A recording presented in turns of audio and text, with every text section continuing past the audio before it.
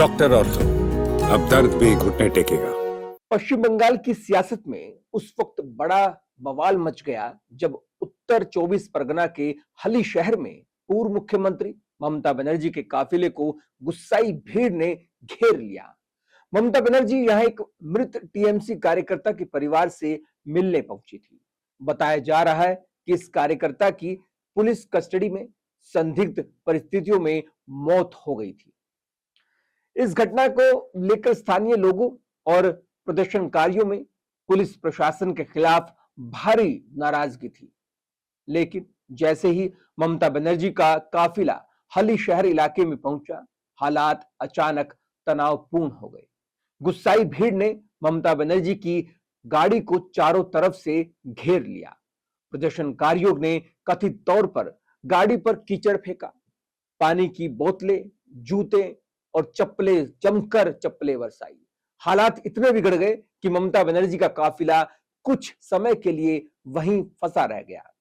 भीड़ में मौजूद लोग ममता बनर्जी के खिलाफ जमकर नारेबाजी करने लगे।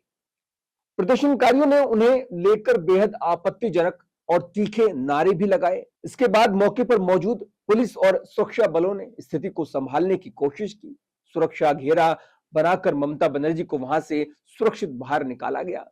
लेकिन इस पूरे घटनाक्रम के बाद ममता बनर्जी ने जो आरोप लगाए, उसने पश्चिम बंगाल की राजनीति को और गर्मा दिया।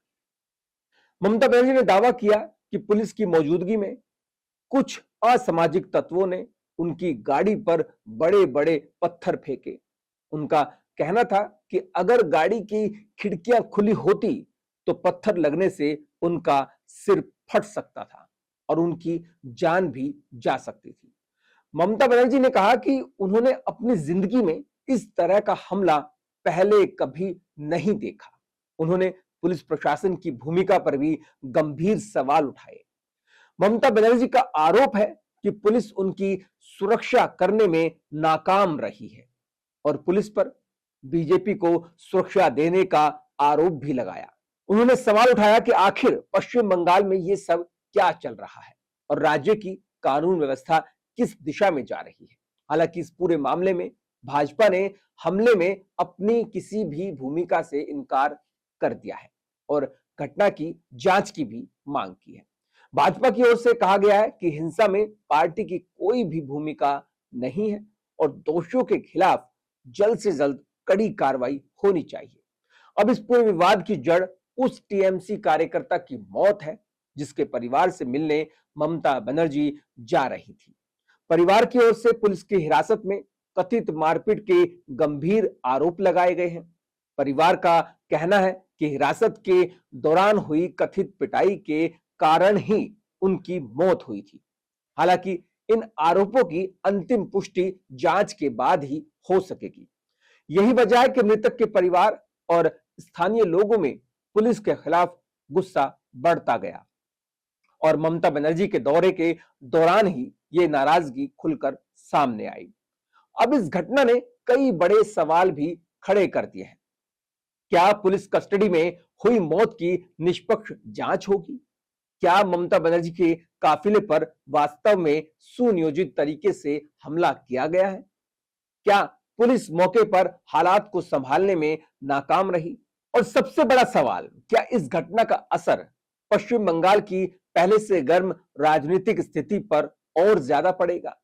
क्योंकि जिस राज्य में राजनीतिक टकराव लगातार चर्चा में रहा है, वहां पूर्व मुख्यमंत्री के काफिले को इस तरह घेर लिया जाना कानून व्यवस्था पर गंभीर बहस को जन्म देता है।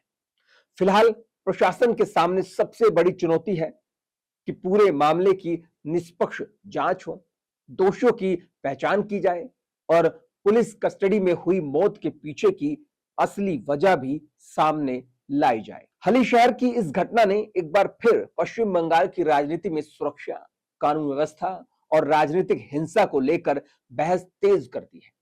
अब देखना होगा कि जांच आगे बढ़ने के साथ इस पूरे मामले में क्या सच्चाई सामने आती है और क्या ममता बनर्जी के काफिले पर हुए कथित हमले के पीछे जिम्मेदार लोगों तक पुलिस पहुंच पाती है। आपको क्या लगता है, हलीश्वर की इस घटना के पीछे आखिर कौन जिम्मेदार है? अपनी राय हमें कमेंट में जरूर बताइए और वीडियो पसंद आया तो लाइक करें, चैनल को सब्सक्राइब करना बिल्कुल भी ना भूलें। डॉक्टर ऑर्थो, अब दर्द भी घुटने टेकेगा।